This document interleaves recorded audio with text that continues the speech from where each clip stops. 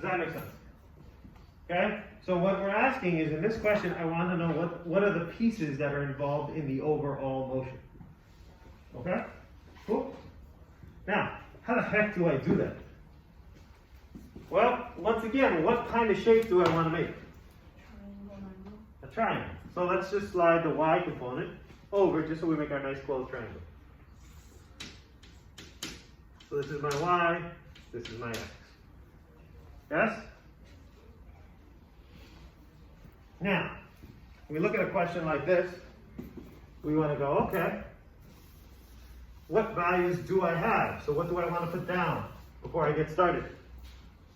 What do I want to make? Victoria? A right triangle. We made a right triangle, which is good. But what do I want to write down anytime I do a problem in physics? Your keys. A key! Given list, whatever you want to call it. Okay, what value am I given? What values am I given? Victoria? You're given C. I'm given the side of the triangle, yes? But that's the only value I'm given. Problem is, if I call it C, you can't just have the letter C by itself. In order to have C in a triangle, what do you have to have? A and B. So this is the first side that's given. So it's the first side that's given, and it's a vector. We just call it A. A stands for any vector given. Does that make sense? This is the vector they give you, so it's just a big A. Does everybody understand that? Not my rule. This is the rules that they have denoted for physics. So what's the value? 52 meters northwest. Is there any other number I'm given in this question? Jordan? The angle. What symbol do we use for an angle? What's the symbol that we use for an angle? Theta. Okay? Is 35 degrees. And what do I want? What was the question I was being asked? Victoria again. What's the horizontal and the vertical components? Okay, so the x and the Y. of what? The components of what? The pieces of what? The triangle. Not the triangle. What am I already given? Oh, the component vectors. I want the component vectors of the hypotenuse, yes? So I want the x piece of A, and I want the y component of A. Does that make sense? Okay? AX in a formula stands for the x component. I think we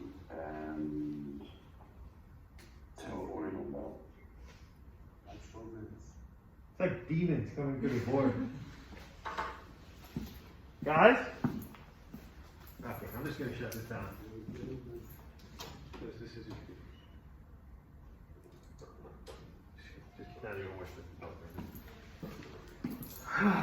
Alright, so I want the AX piece and I want the AY piece. Does that make sense? Okay? So that's what we're looking for.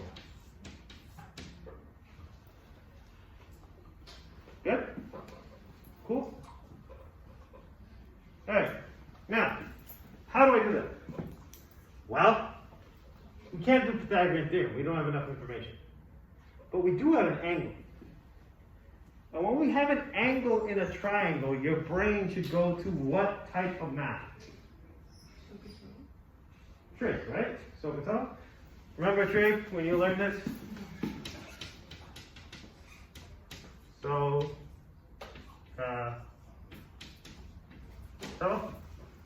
yes? What does so mean again?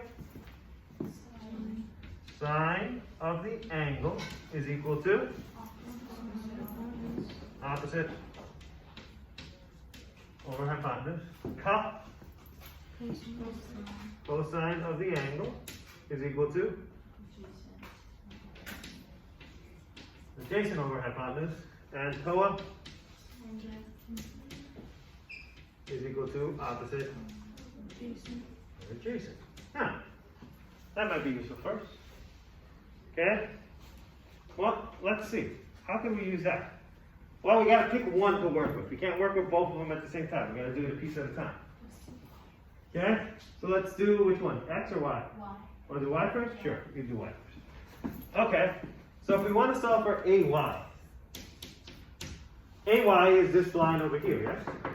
Let's label it AY. Okay?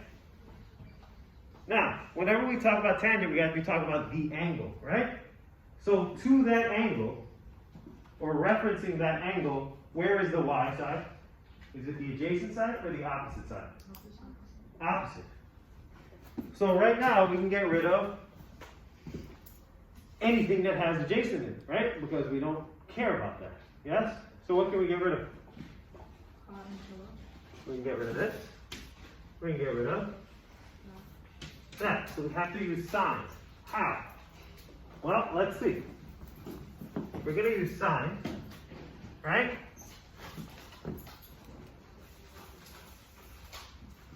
The sine of the angle. So the sine of what angle?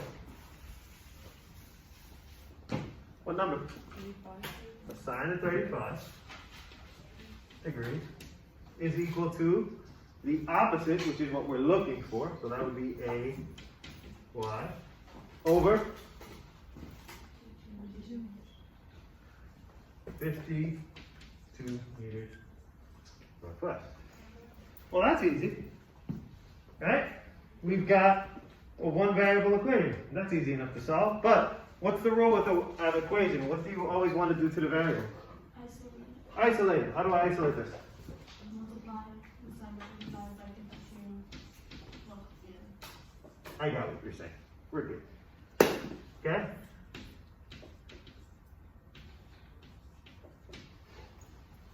Right? So this cancels out with the denominator, so you're just left with the AY on that side, which is cool. That's what we wanted. But we got to do the other side. Okay? We end up with 52 meters northwest times the sine of 35 degrees equals AY. This is where you would take out your handy dandy Slide rule. slide rule of your 10th state or natural scientists in the 60s. Okay? Calculator if you're a functioning high school student in the 21st century. Okay? Make sure your calculator is in what?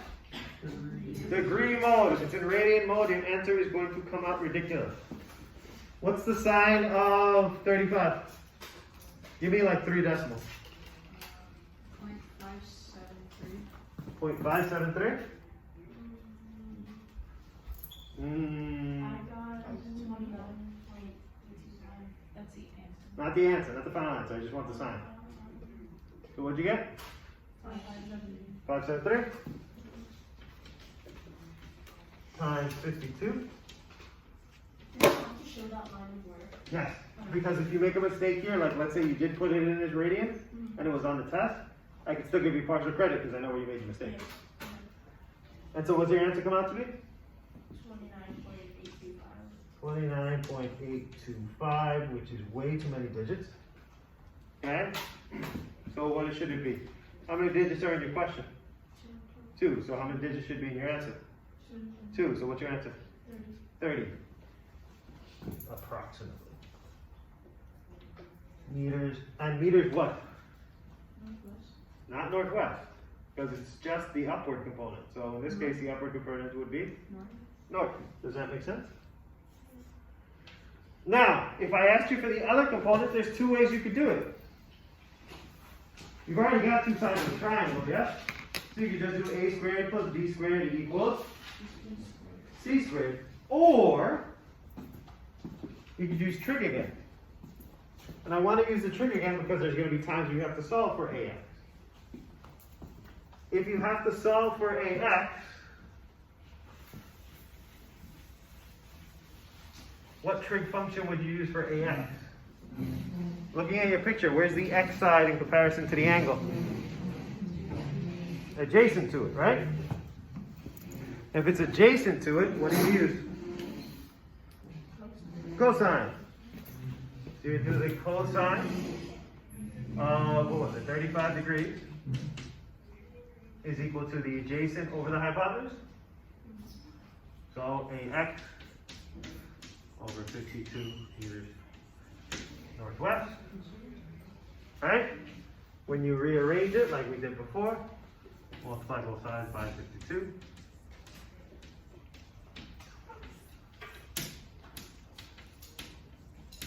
You get 52 meters northwest times the cosine of 35 equals AX. What's the cosine of 35? Just give me the cosine. I don't want the whole answer, just the cosine. That's it. 0.819.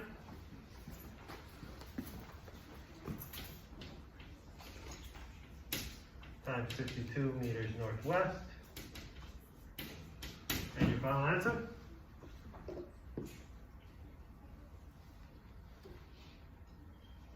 $43.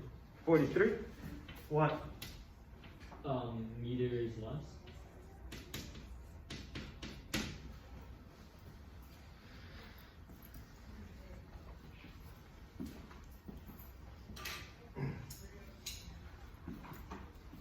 Now, the cool thing is you don't have to memorize any of the formulas I just gave you. Because if you look in your reference table, okay, so everybody look in your reference table, open them up. This is normally where I bring it up on the board if the board is actually working. Look at the back page, last page, where it says mechanics. If you scroll all the way down, you will see two formulas that say AX and AY. They're about 2/3 of the way down. Oh, no, actually, no, they're right at the top. Okay, about 1/4 of the way down, I apologize. Okay? If you have your digital copy, feel free to highlight these. You just learned your first two formulas on the mechanics page. You can use this for any type of vector motion. So throughout the year, we're going to talk about a lot of different vector motions. This formula can be applied to all of them. Velocity, acceleration, force, momentum. Okay? Anytime we talk about a vector from now throughout the rest of the year, we might need to break it up into its components. If it has components, you will use these formulas. These are incredibly important. If you can get comfortable with these, you will do much, much better. Does that make sense? Okay? So it is of critical importance. So tonight, you're going to get a 5-question worksheet, if I can actually get it in today, and post it up for you guys. Okay? Yes, Victoria.